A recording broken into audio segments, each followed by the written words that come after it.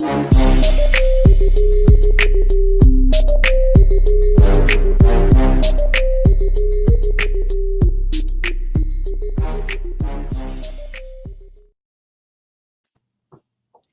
welcome to Ladies Corner. My name is T.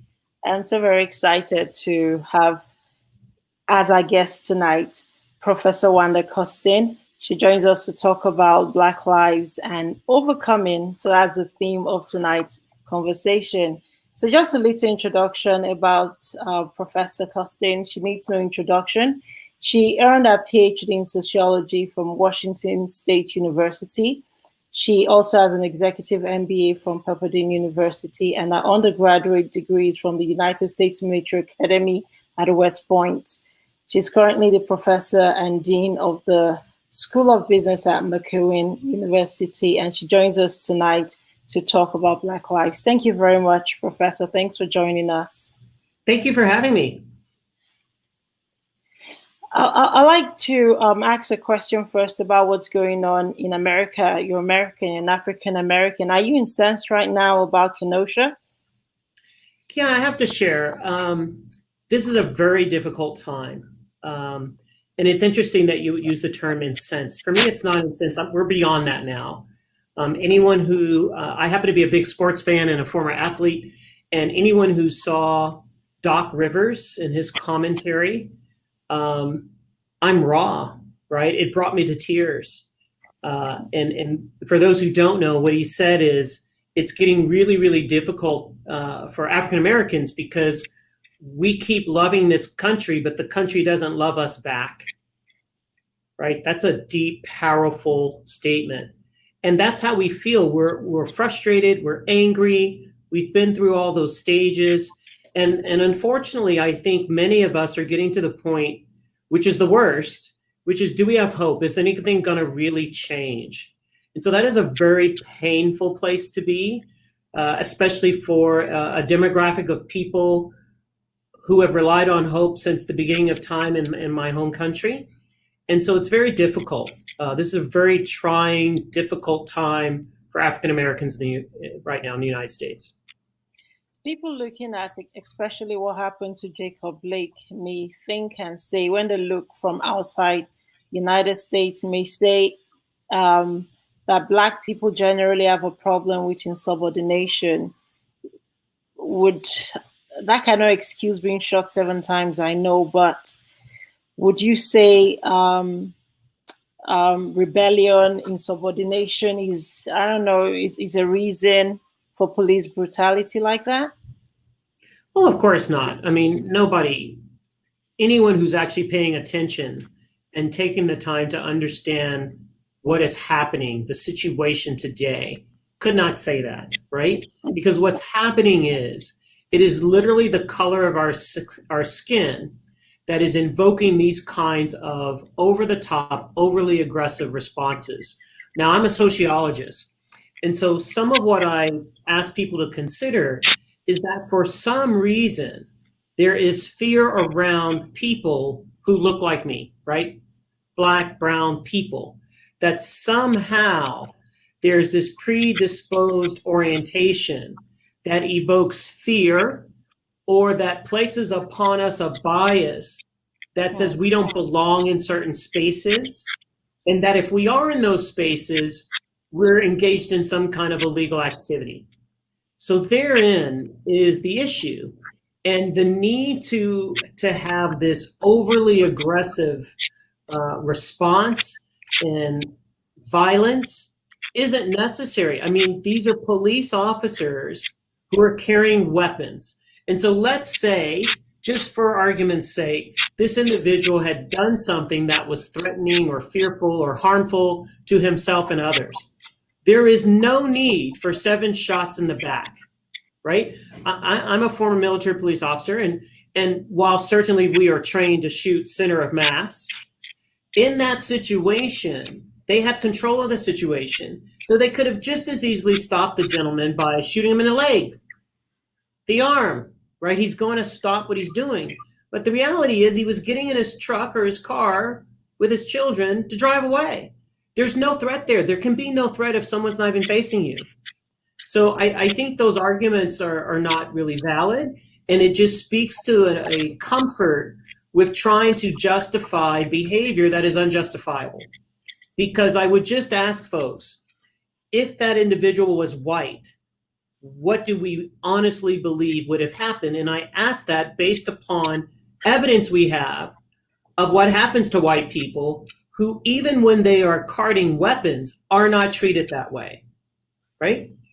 So one of the examples I give to folks are, I find it interesting that a few months ago, when the pandemic was really breaking out in the United States, and not unlike Canada, it went on lockdown, and that we had literally white people in certain states in front of state capitals, the equivalent of the legislature in Canada, with weapons, automatic weapons.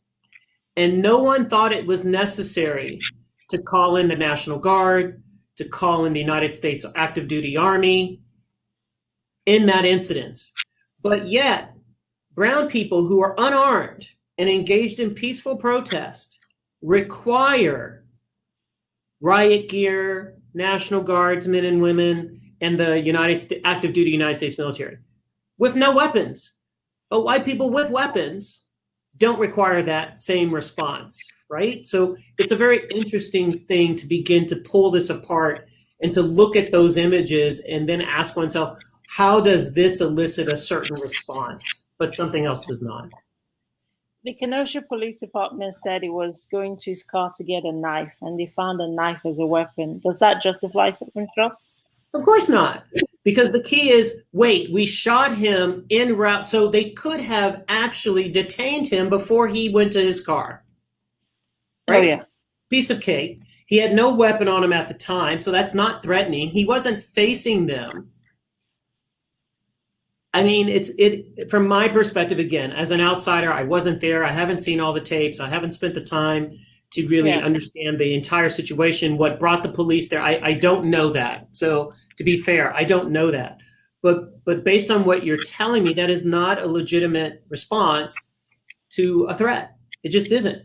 There are many other ways to manage that situation than shooting someone 7 times in the back.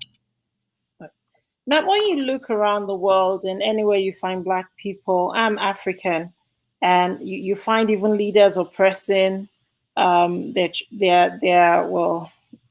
citizens. That's in Africa. Anywhere you find Black people, there are incidences and instances of racism, discrimination. So is the Blackness, is it a cause? As a sociologist, is there something wrong with being Black? Why is it that it just brings a lot of disharmony and many Black people feel maybe even burdened? No, I don't know. What do you think? Well, of course, it's not a curse. I will say it's socially constructed. Race is socially constructed.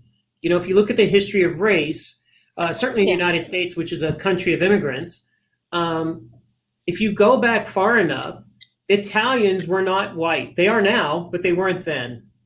Right? So they too experienced discrimination because they were browner, right? And had a different heritage, spoke a different language, worship differently. They're not proud. Many Italians tend to be Catholic.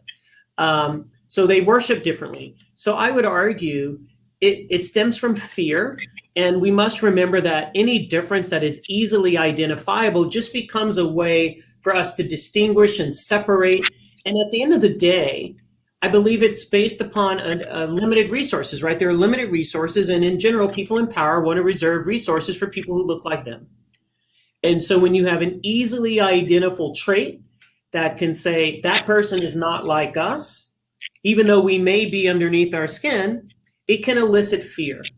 And so I do think that it's a lack of understanding. It's a lack of consideration of who we are. And consider that the United States and other countries made us slaves, right? So the only way you can do that from a humanistic standpoint is to treat someone not as a human, but as less than a human, because then that would justify how you engage and treat other people, right? Yeah.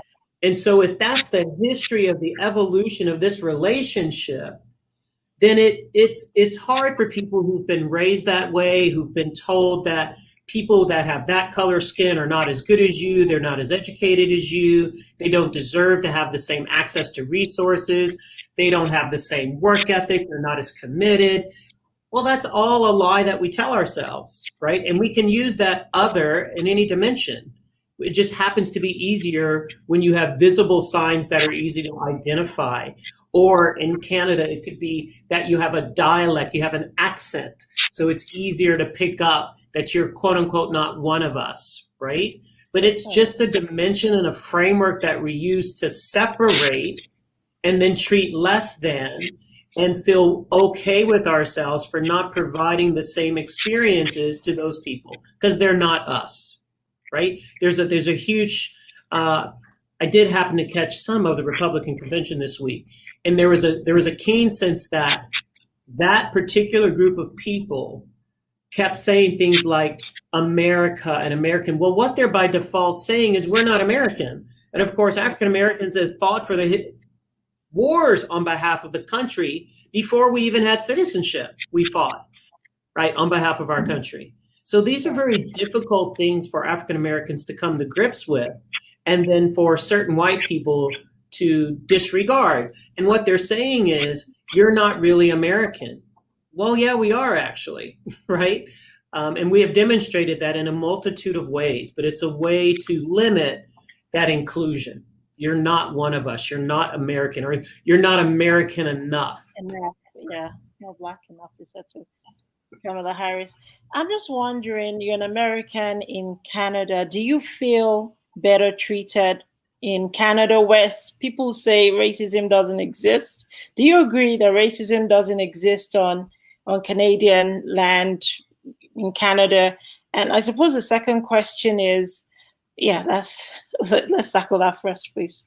Sure. Well, of course, racism exists in Canada, right? It exists in different ways.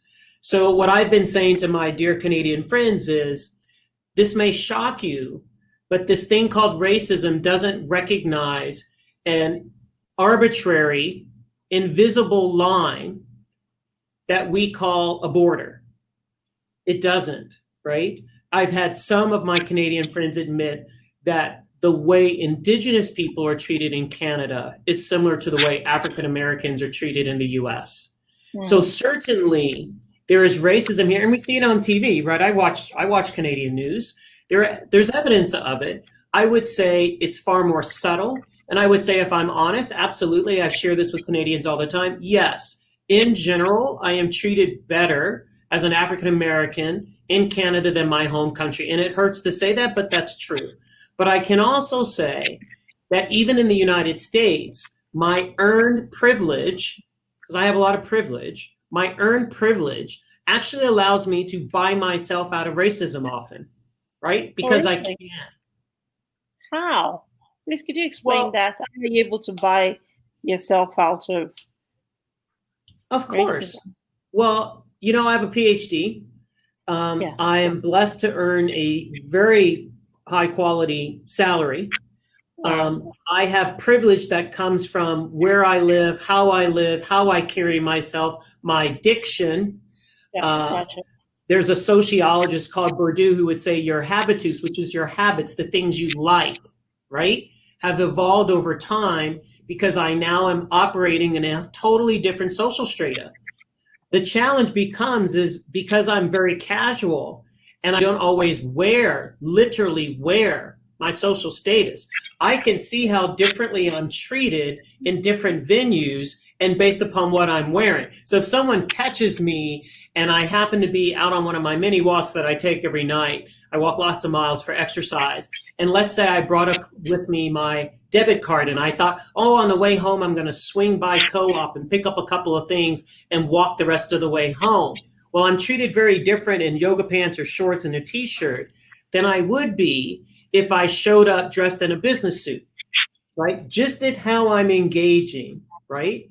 And the degree to which someone's comfortable with me in those different venues, as opposed to when I show up either physically or virtually and I'm presented as Dr. Costen, right? That differs. Many people don't have PhDs. So clearly there's a degree of deference that comes with that, this ability to literally engage in different ways. It's why many of us do retail, et cetera, online, and then show up to pick your items up, and people are often surprised, or they talk to me on the phone. For whatever reason, my voice is apparently deep enough, and the diction, the declarative nature in which I present on the phone, I am typically referred to as a male.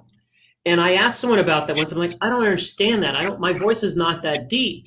And it was a male, it was a white male. And what he said to me is, what you don't understand is that most women speak in questions, right? It's a big issue about communication and conversations between women and men and leaders, because women leaders will often ask their direct reports to do things for them. Would you do this? Would you do that? A man doesn't do that. And the reason that winds up backfiring is, of course, the direct reports might say, well, you asked me if I would do that, and I chose not to do it. They don't realize it's not really an ask. We're just being kind about how we do it. Well, men speak in very clear statements. Yeah. And I do that probably because I grew up in the military, right? You give orders. And so people perceive that the way I frame sentences and ask for what I want as being a little bit too direct, a little bit too forthright. But if you're on the phone, people immediately think I'm a man. So I get things because I'm a man. Okay, right? So it's quite interesting. That's what I mean by having the capacity to buy my way out. Like, I can choose not to be in certain spaces. White people in general can choose not to engage with brown people whenever they want. Oh, yeah. We don't have that luxury. If I leave my house, I have to engage with white people. And I have to make them feel comfortable with me.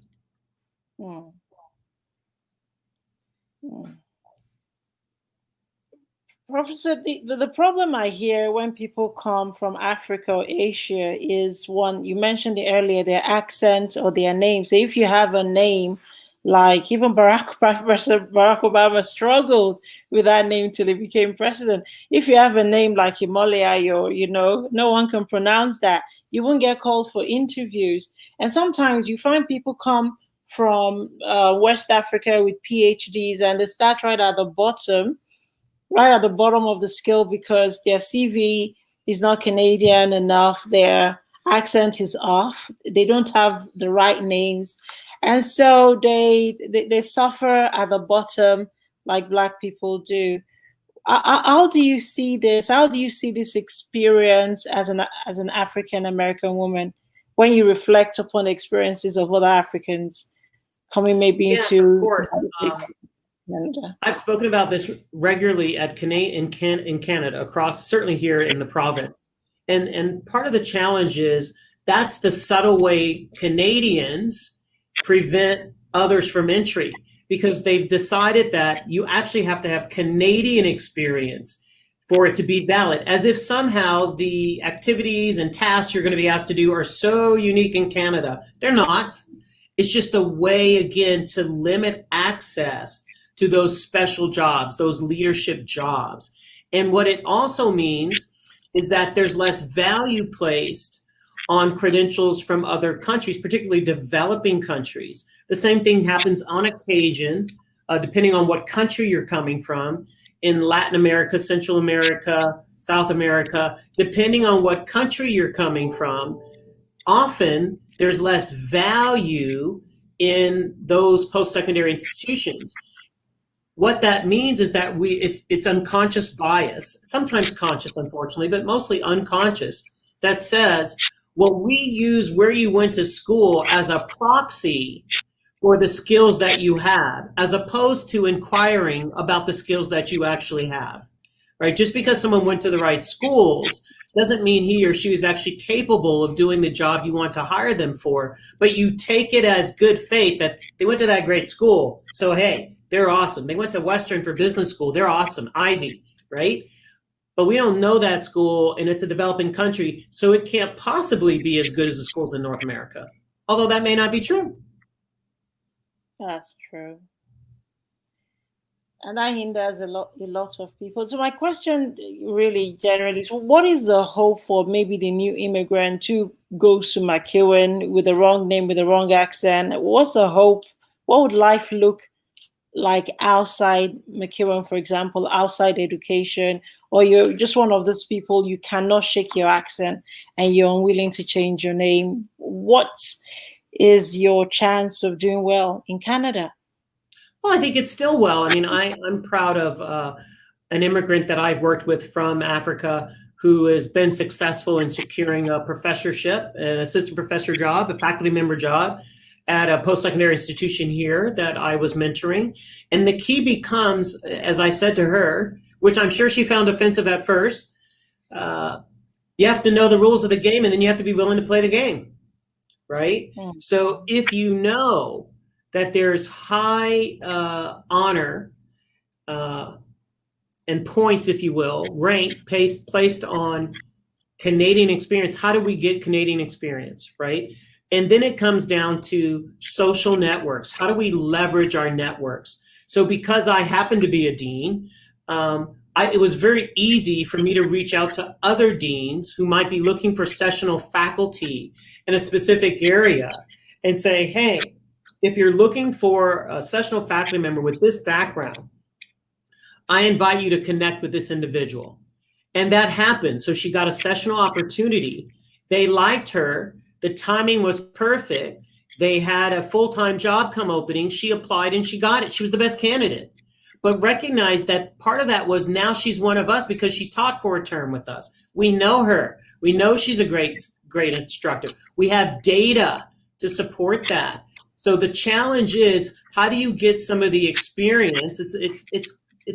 It's different, but not much, from new university graduates, right, with degrees who are trying to get jobs, recognizing that they're applying for jobs where one of the criteria is previous experience. And it's frustrating because, well, you only want to hire people with experience, but I can't get experience because you won't hire me, right? So it's a vicious circle, but you have to also leverage networks. You have to be willing to invest in yourself and do things to enhance your own skills and competencies, to put yourself in different places, and to be open to keep up the fight. It's hope. And I kind of say, and certainly I'm speaking today as an African-American woman who happens to hold a PhD and studies racial and gender inequality, not on behalf of MacEwan and my university, but I think people would be pleasantly surprised, were it not COVID, to come to this campus because it is quite visibly diverse. We have quite a few visibly diverse students and faculty, right? Our faculty have a variety of backgrounds, although they may now be Canadians because they immigrated here. And so our students are getting experiences that are quite different. And that's what we want our students to be, right? We want them to be aware of different world perspectives and an understanding of different cultures and how they all work together. The value of diversity and equity and inclusion, that's an intentional focus of ours. And how do we honor truth and reconciliation? How do we honor the land on which we are all standing in Edmonton, which is not our land, right? It's Indigenous land. How do we honor that? And what are the things we're doing to ensure equal access to folks? And so it does require, I will say, many people across generations, across countries, are just afraid to ask for help. You have to be willing to ask for help. None of us get to where we are by ourselves. Someone, and most of us, many people, helped us get to where we are. So are you comfortable reaching out and asking for help? And I had a question set out that, did you receive any such miraculous help, unusual help along the way yourself in your career up until now? Did anyone lift you up, or was it just all by yourself? Well, I talk often that I am standing on the shoulders of my maternal grandmother, who was a domestic laborer, right? She literally cleaned houses. So anyone who's seen the movie The Help or read the book The Help, that was my grandmother, right? So she cleaned houses for wealthy white folks in upstate New York. And her granddaughter has a PhD and is now a dean in Canada, right? So that's whose shoulders I stand on. And I think I talk about this regularly, at least in the US. I couldn't speak to this in Canada, and perhaps you can as an immigrant. But I can tell you, one of the things we talk about in the United States is we will know we have genuine equity and equality when African American moms and dads and caregivers are no longer telling their children that they have to be better and do more. That simply being who they are is not going to be enough. So I grew up with that. I grew up being told that once I was educated, I could do anything, right? So it starts with someone believing in you, and it literally becomes a self-fulfilling prophecy. It starts with recognizing this is just the way it is for me. I don't have to like it, but it is reality. And it just means that I'm going to have to work. And so my Canadian colleagues here often say, I have an incredible work ethic. Yeah, that was instilled in me very early. The worst thing you could say to Wanda Costen is, that can't be done. Oh, watch this. I'll show you it can be done. And at some point in time, your accomplishments speak for themselves. Now, it shows up in odd ways where people may say, like, wow, she's done all that? Or I've had people say to me, you're a West Point grad? And what they're really saying, how did a Black woman become a West Point grad? That's what they're saying. I know what they're saying. Well, the answer is, yes, I am. And then they know the prestige that you can't be a West Point grad just because you're brown. That doesn't work. That's not going to, it may get you in the door, and it doesn't, but it may. Doesn't make you graduate. You actually have to do the work, right? So we have to be willing to do that. I have a t-shirt, from 2 decades ago, each one teach one. So for every step I make forward, am I reaching back to help someone younger than me, behind me, lift them up, and actually build community? I think you're aware, not unlike what happens sometimes with women, sometimes we're our worst enemy because we have a limited perception and we think, well, there can only be one Black person at this level in the company. No, actually, there could be a whole bunch of us at that level of the company. But when we limit ourselves and think we're all fighting for the one job, for the one visible minority, so we have to fight each other and we have to beat each other up and we have to put each other down, when in fact, when we work together collaboratively, we lift each other up. Right? And we demonstrate the value we add to whatever organization, regardless of what we look like. So that's part of it too. You know, we play into that role. Race relations has not changed today. It may be better generally. I don't know. I can't speak to United States because I'm not American, but just reflecting as a sociologist professor, I'd like to ask you, do you see changing in the future? If in 2020 we're dealing with Kenosha, we deal with it in Canada ourselves in our own different ways, do you see it changing at all in our future? Well, I'm going to put it to you this way. I'm 57 and I'm a dean of a business school in Canada. That's change. That couldn't happen. That couldn't happen when I was 30. It just couldn't. Right? So what we have to remember is from where we've come. Now, let me be clear. We are nowhere near where I hoped we would be at this point in my life. And yes, it does appear, certainly in the United States, that we've gone backwards. I'm not going to lie about that. But it also means that we have to step up, speak out, develop allies with people who don't look like us, and really speak. I always say the best protest is called voting, like vote, right? And if we're unwilling to do that, then we actually can't complain when there are outcomes that do not align with what we think ought to be happening. I would also say that younger people today, certainly people that are on university and college campuses today, they grew up in a different time, so they don't actually see, some of them, these distinctions, because we're much more diverse just in terms of how we look world. And so it doesn't necessarily, and I think you know this from your own experience, if each of us has an experience with someone who's another, and we realize like, wow, they're just like us, all of a sudden we have a different awareness, and it doesn't occur to us that they're any different. They want the same things I want. in life. They're literally just like me. They just happen to look different from me, but they're the same. And so the importance of being in different spaces, the importance of sharing our stories, the importance of having the courage, particularly in Canada. You know, Canadians view speaking out and holding people accountable often as rude. It's not rude. It's saying that's inappropriate. And I in the US, we would use the term calling people out, right? Where we would say, look, when someone says something inappropriate in front of me, I call that out.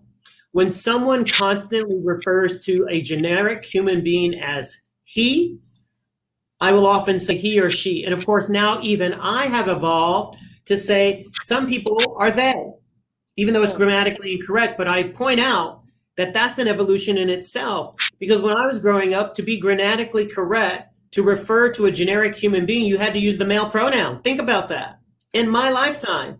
And now you can use he or she or they because we've become more aware. So we are making change, not as fast as we would like. And it means we have to be intentional with our actions. We have to invite others and be willing to share our experiences. But we have to remember we all have bias. So just because we're brown doesn't mean we don't have bias. There's some other that we're uncomfortable with. And are we willing to catch that in ourselves and question, why do I feel that way around that person? Because it's the same thing people say when they're around Black people, right? Can we call out that ourselves and have some empathy to say, okay, I see how that could happen? Can we actually say, okay, if I were a white male over 60, I can see how this would be a little freaky, right? I'm not used to having those experiences. I don't have to like it, but I can understand how someone might feel that way and approach it from that way, as opposed to beating people up, if you will, right? And education, which is unfair. It's unfair that we have to educate, but if we don't, then who will? Okay. I've got two more questions for you, Professor. A couple of weeks ago, I tried to get a social worker on the show, and she said she could not come talk about experiences because she feared she would be victimized at work. So this is it. If we cannot talk about our experiences, if we cannot call out the negativity and the microaggressions and all the little things we face that dehumanize us daily, what can we do to affect change? So that's one. And then two, what can employers do to create opportunities for women, diverse women, visible minorities? Because I hear every time I talk to people, oh, I want to do that, but you know, they won't let me. They won't even let me in the door. So what more can employers do in light of the fact that Black Lives Matter, you know, to open the door maybe for more diversity at in workplaces? So my first comment would be anyone who says they don't let me, they deserve where they are. I don't let people tell me where I can go and what I can do. I make that decision. No, seriously, we make that decision, right? Eleanor Roosevelt, one of the most prominent first ladies in the history of the United States. There are others, but certainly one of the most prominent for her time. And I believe I'm attributing this properly to her. Those who say they can't and those who say they can are both right. So if you believe that you can't, you're right. And if you believe that you can, you're right. So we have some agency in that, right? And it just so happens I have a note here from, it's a calendar. And it says here, no one can make you feel inferior without your consent. Eleanor Roosevelt, once again, right? So if we don't have enough sense of courage, self-efficacy, self-esteem in our own capabilities, why would someone else believe in us? So that's the first thing I'll say. Like, we don't let others dictate what we can and cannot do. We do that. In terms of what employers can do, I would say employers have to be genuinely concerned about who they are, what's their mission, what's their vision, and what are they trying to accomplish? How are they hoping to play in the world, in the marketplace? And if their primary concern is to increase their customers or clients and profit, they must recognize that they need everybody. It doesn't matter what those people look like, because you want them to buy your product or use your product or service, right? It shouldn't matter. And if you're going to cater to everyone, your goal should be to mirror the environment in which you're operating. So that's what we do in the US. If you're in an environment and the space that you want to be in the marketplace is 10% African American, you might want to have 10% of workers be African American, so that when you actually reflect the community and people can see, okay, these folks understand me, right? From just a pure marketing, business oriented group. The other piece I would tell you is that certainly today, certainly in general in North America, definitely in the United States, the majority of people on university campuses today happen to be women in North America, right? There are increasing numbers of visible and ethnic minorities. But if your goal is to hire the best and the brightest, and every year you look at the new entrants who you've hired from recent graduates, and they're all white and or male, newsflash, you're not getting the best and brightest, because the best and brightest today aren't only white and male. So that would be a flag for me about what kinds of things do we need to be doing to ensure that we are creating an environment where people feel welcome to be who they are. Many companies do a really great job of recruitment. They do a horrible job about retention. So if you spend all this time and energy to get quality people in the door who happen to look different, but contribute in real and meaningful ways to your company, but you don't create the environment where they're comfortable to be fully who they are, they're going to leave. And those are sunk costs. Can't afford that either. And to look at the processes that you go through to select the best candidate, and how do you identify the best candidate? As we said earlier, oftentimes we are using some of these characteristics as proxies for actual capabilities. So focus on the actual capabilities. What are the essential knowledge, skills, abilities, and competencies we need someone to have? What experiences really matter, right? And focus on that. And I confess now you have to go back and remind me what your first question was, because that was your second question. Yes, my first question was what more could employers do to make the workplace more diverse? And I think you've spoken about that already. Okay. What book are you reading now? What books are you reading now? I'm reading several books, but the one that came to mind is Change or Die. Change or Die.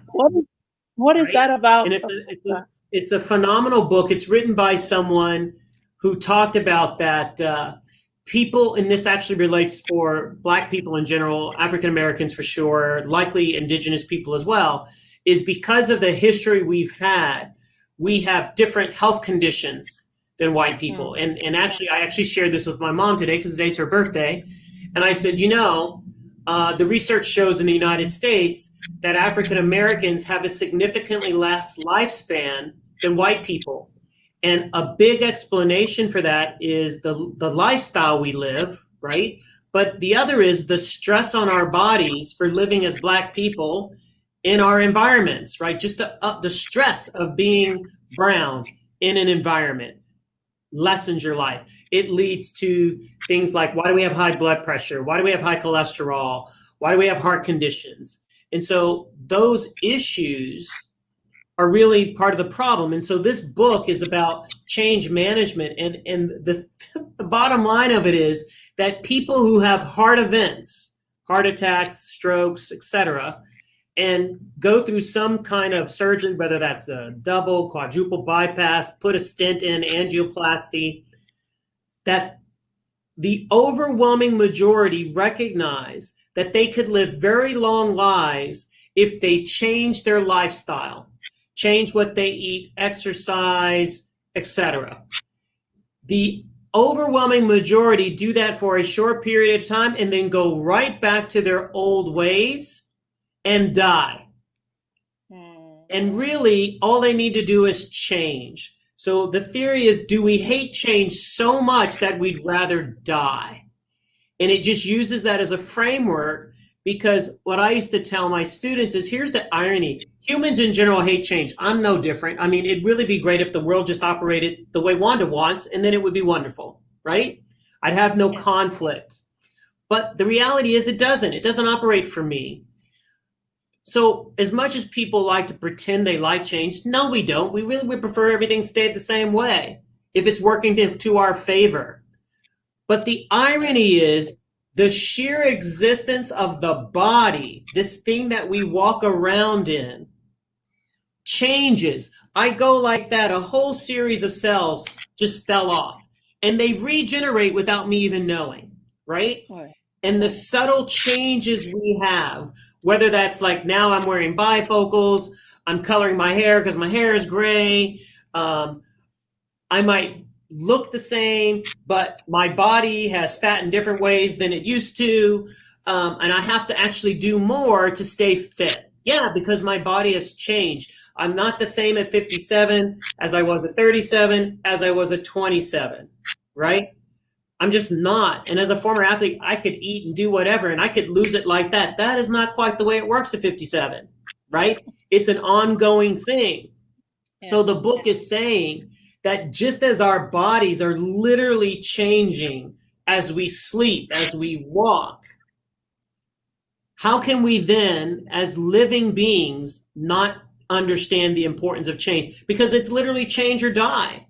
Right? I tease people who don't like their birthdays, and I'm like, oh, I celebrate my birthday every year. It's a big party because you know what? It's better than the alternative, which is not celebrating a birthday, which means I'm dead. Just that. Right? So it's just a different way of thinking, and to call us to mind and say we have to be more open to embracing our environment. And we know this. Living organisms that don't adapt to new environments literally die. We know organizations that were prominent when I was a kid that no longer exist today, literally because they refuse to change and pay attention and adapt to their environment.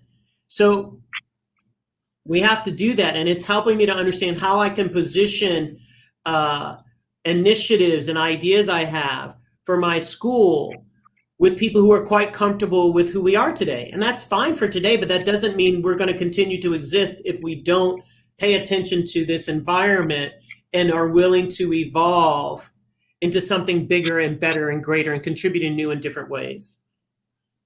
Professor, I'd like you to leave us with a quote, poetry, or inspired words for our younger audience and for all the women and men who have joined us tonight on the stream. And one other thing, I'm really curious to find out what you think when Black people speak in support for President Donald Trump. Does that, annoy you, shock you, embarrass you? No, because to me, it's a sign of ignorance. I mean, there are people who vote, even in this country, in Canada, there are people who vote against their own best interests all the time. It's how certain people get elected. So, okay. And it, everybody has a different motivation, right? I don't know. Maybe because of the current state, if you do support him, you're going to be on TV, and maybe that's your 15 minutes of fame. Okay, that's fine. But it is voting against your own best interest. So at least you should acknowledge that. And sometimes it's just sheer ignorance, right? So it is what it is. But we have to strive. And by ignorance, I mean, look, we have to be informed people. It doesn't mean you need a degree or a certificate or a diploma. It does mean you need to be well-read. It does mean you need to understand the issues that impact you every day in your livelihood. And if you're unwilling to do that work, you're going to make bad decisions, and you're not going to vote what's in your best interest. Now, I'll tell you two quotes. One of them is actually up here on my wall. A student painted it for me. And I honestly can't remember who said it, but one of so I'll start with that one, and I'll end with my favorite that I say all the time. And this quote will resonate with people who may have been touched by me saying, you got to lift yourself up, right? I don't need someone to give me permission. Okay. Right. And I read this book and saw this in there when I was having a struggle in my younger times where I was like, golly, why can't I break through, right? And I read this book, and this was the quote that resonated with me, and I say it all the time to my students when I was teaching. I don't have the privilege of teaching anymore as a dean, unfortunately. Do the best you can with what you have from where you are and watch what happens. Too many people say, oh, when I'm this, when I have X, when I'm in that role, that's too late. Do the best you can with what you have from where you are and watch what happens. Because you're going to have all these things. You're going to create opportunities by doing that. Don't wait for people to give you stuff. Take advantage of where you are right here, right now. Right? And then the next one is Maya Angelou, and it's my favorite, which is when we know better, we do better. So don't beat yourself up. I make mistakes every day. Every day I do not rise up to be the person I want to be, and I fall short because I'm human. But it is the endeavor to say, I learned, let's go do better. Every single day, did you do better than you did the day before? And are you willing to acknowledge that your best is what it is on any day? So, my best today might be 60% because I'm tired. Tomorrow, my best might be 80%. At the end of the day, can you look yourself in the mirror while you're brushing your teeth and before you go to bed and say, I did my best today? Even if I didn't accomplish what I wanted to accomplish, it was the best I could give today. Because no one can ask you for more than that than to do your best. That's all we ask. Do your best. That is true. I want to say thank you so much, Professor. Thanks for honoring the invitation. Thank you for sharing your heart. The first time I heard you, I felt like it was my dad speaking to me. It so resonated, and I thought, okay, we needed to get you on the show. You speak with wisdom, with excellence, and with a lot of brilliance. And I thank you so much. Thank you so much for coming on the show. Well, I'm honored by the opportunity, and I appreciate the opportunity to share my perspective. Thank you again, Professor. Okay, bye-bye for now. Bye. Thank you. Thank you, ma'am. We carry on with our show right after this break. Our next guest is waiting for us. So we're going to take a short break. And when we come back, we have Celine Caruso Dixon. She is the, we'll tell you about her after the break. Okay, don't go away. I gotta play some music.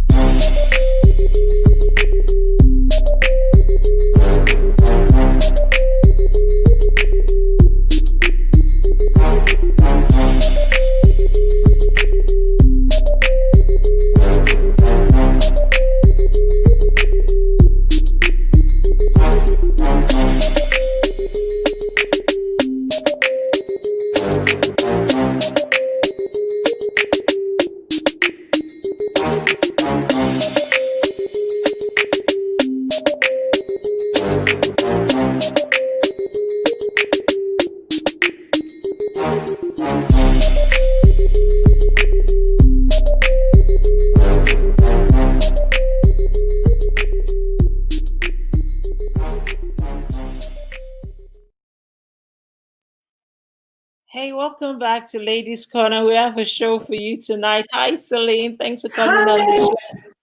No worries at all. Thank you for asking me to come on.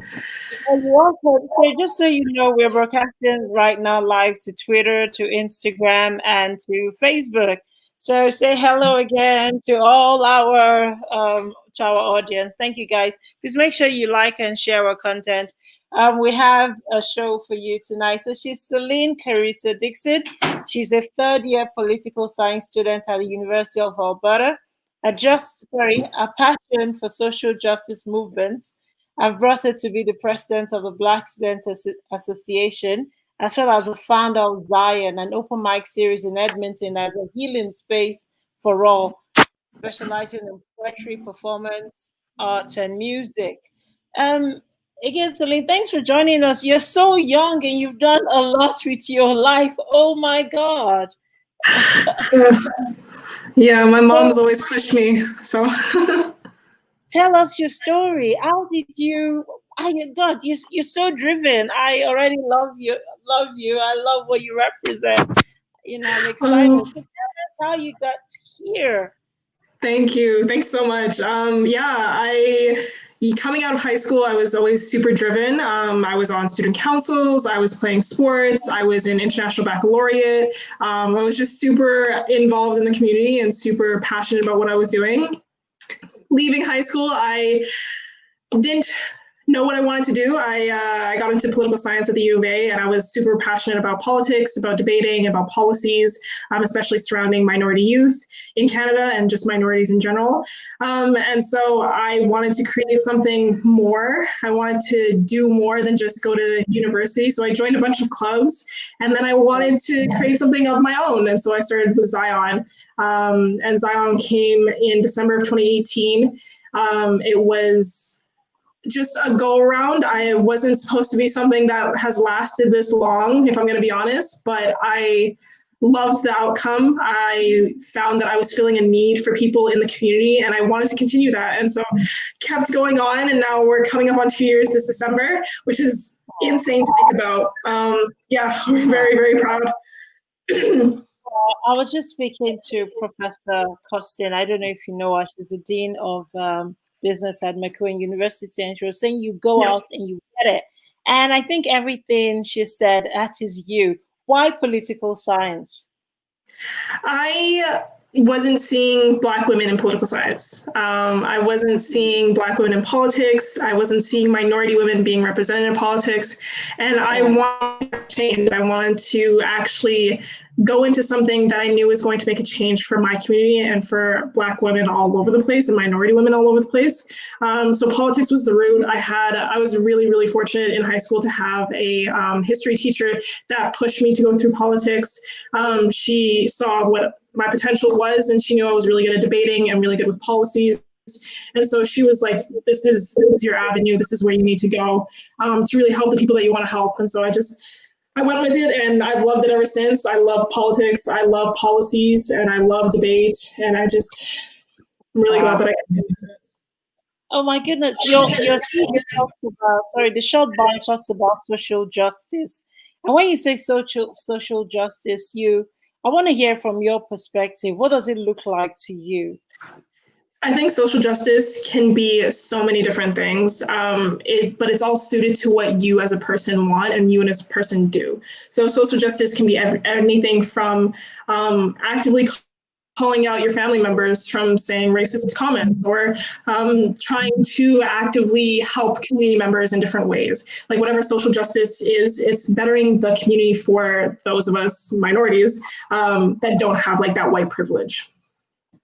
I want you to tell us how important your mom is. I like when you say your mom pushed you. I'm a parent, and I see you, and I want my daughter to be on fire like this. I want to what does she mean? What did she do? So I know as well. Oh my God, my mom is my best friend, honestly. My mom has been the whole world for me, honestly. I was raised by a single mother. Very, very powerful woman. She's always gone for what she wanted.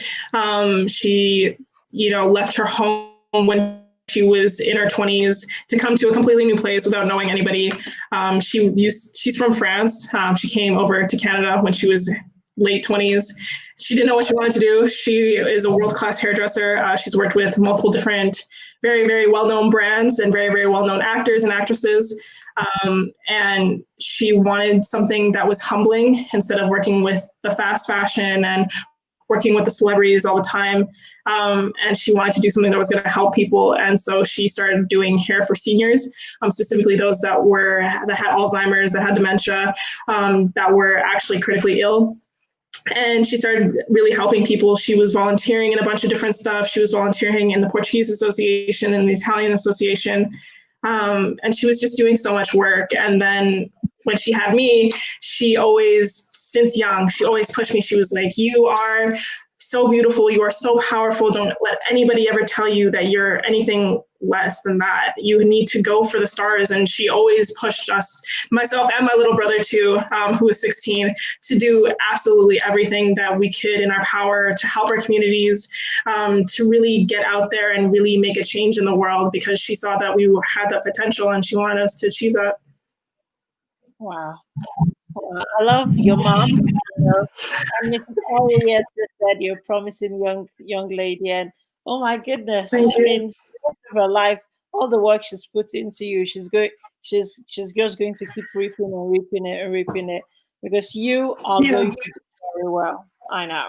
Thank Okay, you. so you are the president. Let me read this carefully. You are the president of the Black Students Association at the University of Alberta. Oh my goodness, how did you do that?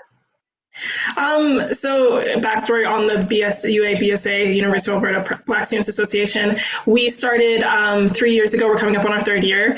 It was started by Hannah Daniel and Rachel Zuetti, and they wanted to fill a need in the community. They saw that although there were Black students on campus, there wasn't really a space for them to just be Black without the actual ethnic differences between them. So I joined the Black Students Association in my second year of university. I came on as the events planner. We had a lot of very successful events. I worked with a lot of amazing people. And in coming off of the second year, I knew that I wanted to really make a change with the Black Students Association. I really wanted to put us out there. So I ran for president. And I won with the blessing of my best friend. He was actually phenomenal, and he helped get the campaign going, helped us win, which was phenomenal. And then coming off, we have just gotten all of our new executives. So I'm working with an amazing team of 8 right now. We're currently looking, if you're actually at the University of Alberta, a student, and you're Black and you care about social justice and you care about Black rights, we're looking for coordinators right now. So you can apply to that on our website at uabsa.ca. But I'm working with amazing people who really care and who are passionate about Black rights and what it means to be Black on campus and social justice rights. And we're actively making a change for not only those who are at the University of Alberta, but those who are across Alberta. So it's a massive thing, and it's a massive project that I am excited to see what this year brings and what the coming years bring, but yeah. Yes, that's incredible. If I can, may I ask, what are some of the problems faced by Black students at the U of A?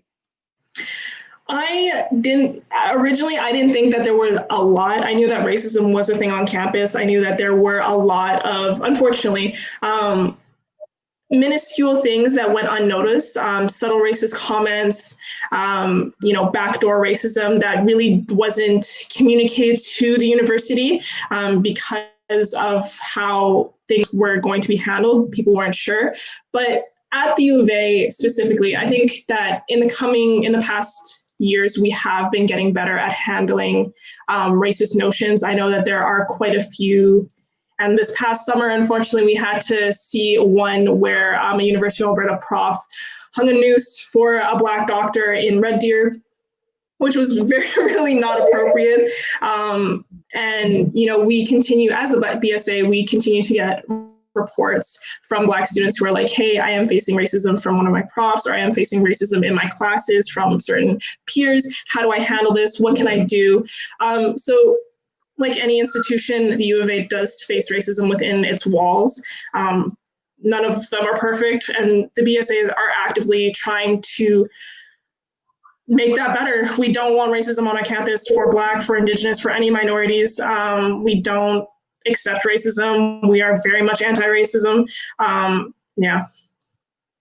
Is the University of Alberta what you do? Are they helpful? They are now. It was definitely a process to get them on board, but now working with the Students' Union, working with the president, they have been becoming more and more helpful. For example, myself, the BSA, the Black Graduate Students Association, the Black Medical Students Association, and the Black Law Students Association, as well as other specific ethnic groups, in the campus system are meeting with President Flanagan to talk about the ways in which Black students' needs need to be met on campus. We've had the opportunity to talk with the Indigenous Students Council on campus and really create an amazing table for all Indigenous and Black students on campus, because we find that our troubles, our worries are very similar. Our histories are very similar in the ways that Black people have been treated and the ways that Indigenous people have been treated. So creating these healing spaces with the Indigenous Council, creating these healing spaces within the university and with the help of the university has been, as of late, has been coming more easily. What did it look like now they're on board? What were they like before? Were they indifferent, or they didn't even admit that there were racial problems? And okay, I think it was mainly like, you see your campus and you see what you've built up as a university and you don't want anything tarnishing that, which completely fair, I understand. However, when you know that you have racism on campus, I think that you have a duty to not only say something about it, but actively try and go against it, which, as we are continuously finding out, not always happens. But they are now making an active change. And I do really see, especially with the new president that came in, President Flanagan, I do really hope and really see a change in the way that he wants to run things. So I'm very, very excited to see what he has to offer the university and see a change of roles. Okay, so do students feel when they speak out, they will be stigmatized or blacklisted in any way? Is that the culture or not? I can't speak for all students on campus. However, from the students that I have spoken to, it's just that there's not the necessary resources there, or they're not aware of the necessary resources to speak out on these issues. So thankfully, we do have an equity, diversity, and inclusion task force, both at the faculty level and at the student level, that are actively working to kind of make sure these resources are available for students and make sure that they are being handled properly instead of kind of being brushed under the rug. So with COVID, what's it going to look like? Well, come September, and September is like next week. Yeah. Oh my God, I really look forward to it. The year has moved quickly, honestly. We've been updated quite frequently about the way that the university is going to operate within COVID restrictions. Clearly, campuses are closed for the most part, except for in-person labs. And even those are social distancing, but most classes will be canceled or put online. There's no in-person whatsoever. As for groups and associations, we've been restricted to only doing online events, nothing in person, unfortunately, so we won't actually get to communicate and operate like we usually do. Won't get to actually have that face-to-face contact with our members, which is really unfortunate. So how then do students need support, like mental health, social support? How do they tap into support at this time? I get what the university is trying to do. No one comes online, but how is your body reaching out to students wherever they may be? How do you know they need support? Mm-hmm. The university has offered a plethora of resources online. A lot of the resources that were already at the university have moved online. So the Student Peer Support Center, the mental health centers, all of those have been moved online so that students can still access them at the university, which is really, really amazing. So if you had the wish list for the university in terms of what more they could do, what would be your top 3 priorities on your wish list? That's a big question. Honestly, I think that listening to Black and Indigenous voices would be number one. I do find that our voices can sometimes not be heard. Not that they're not listening; they are listening now. But sometimes, like, they can be almost whitewashed. It can be mistaken because they're not understanding like the cultural significance behind what we mean. So Black and Indigenous voices definitely would be number one. More support, mental health support, although they are doing a great job, more mental health support for students on campus, because I think that that's a massive thing. And there are different ways that mental health affects students, and providing those Indigenous and Black therapists that we need. Minority therapists are one of the biggest things that are hard to come across. You don't find a lot of them. And that was one thing that we did find was coming up a lot. It was like, where can I find a Black therapist? Someone who is going to understand my issues as a Black person. So providing those resources for minority students, I think, would be on top as well. All right. Well, that is true. Because even as an immigrant myself, I hear people saying they want a doctor who speaks their language. They feel more comfortable speaking to a healer, a preacher who comes from where they come from. So that's authentic. I hear what you're saying. So does Edmonton need healing? You specialize in healing spaces with Zion. You've created this healing space for people. Do we need healing here in Edmonton? I think we need healing all over the place. I think at this point in time, the world is at a crossroads. We have been faced with so many tragedies. I mean, just looking at the Black community, we recently had a Black man shot down walking to his car. Thankfully, he is alive. He has survived. But it's still a reality for Black people to see Black bodies being splayed across the internet in trauma. And that's not to mention everything else that happens. We had an explosion in Beirut where hundreds of people were injured, where there's resources that need to be sent over there. And on top of that, we're facing all of this in a global pandemic. I think the whole world needs healing at this point. So with Zion, to be able to provide space, especially like as a Black woman, as a mixed Black woman, I think that it's necessary. I think that for minorities specifically, we need those spaces that are ran by minorities for minorities. And Zion was the play. That was what was supposed to come out of Zion, was that as a mixed Black woman and as someone who now has a team of Black women, Black men, Afro-Latin women, Afro-Latin men, that's what we wanted to provide. We all have cultural experiences within healing. We all kind of specialize in different areas of healing. And so we wanted to create that space where people could feel free to really expose the deepest part of them in a most creative and safe space.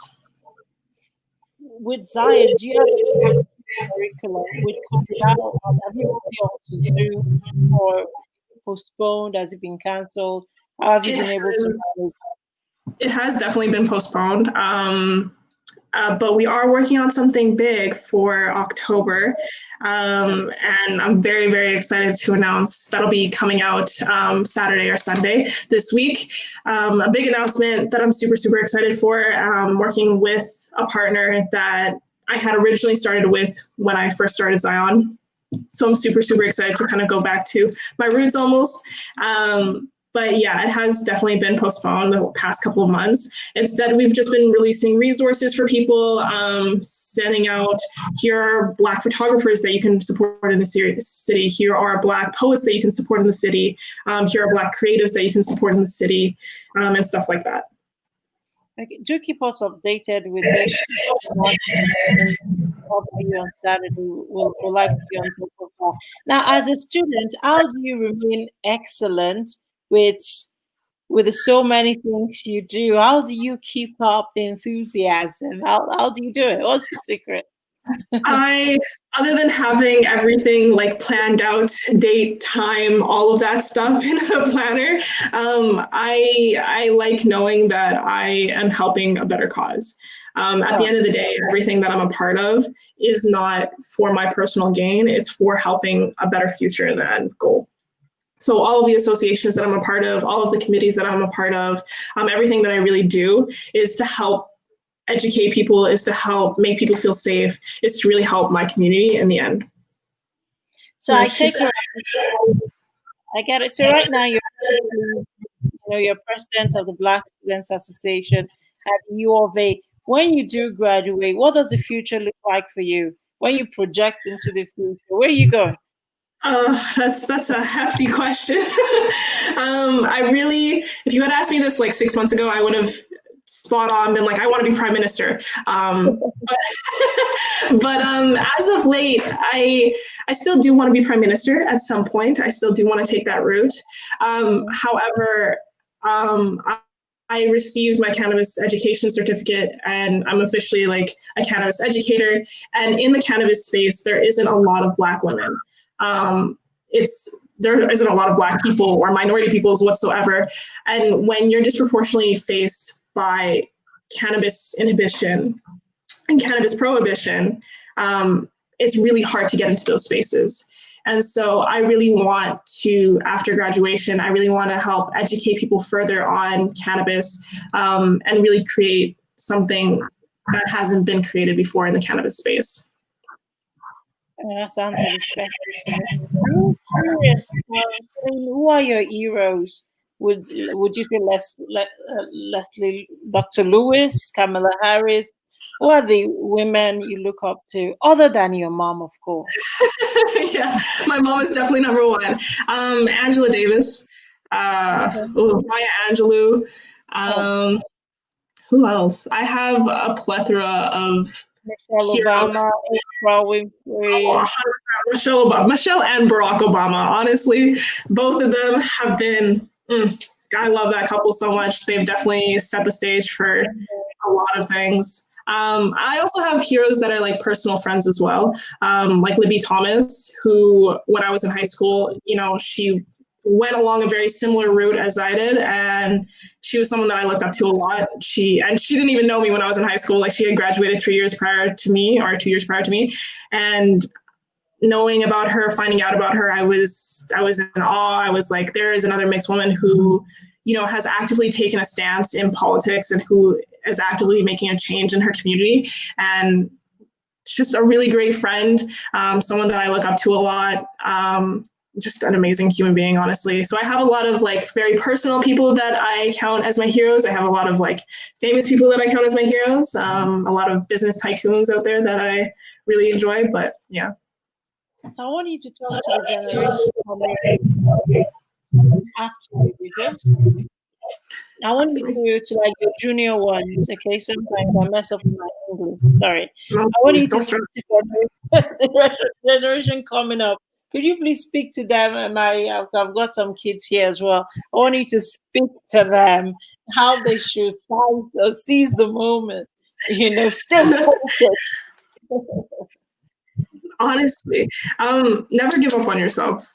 Never, ever, ever give up on yourself. I think that in today's society, with how much, internet and social media has consumed our lives, it's easy to get caught up on people who look like they have everything put together and look like they have the perfect body or the perfect life or whatever, and really kind of put yourself down on that. So never, ever, ever give up on yourself. Always chase your dream, and never, honestly, if someone's telling you that you can't do something, prove them wrong, because you're able to do whatever you put your mind to. I think that was the biggest thing for me. I grew up in a fairly white neighborhood. I went to a fairly white high school. And the statistic for a mixed woman was to not graduate, to not achieve very much.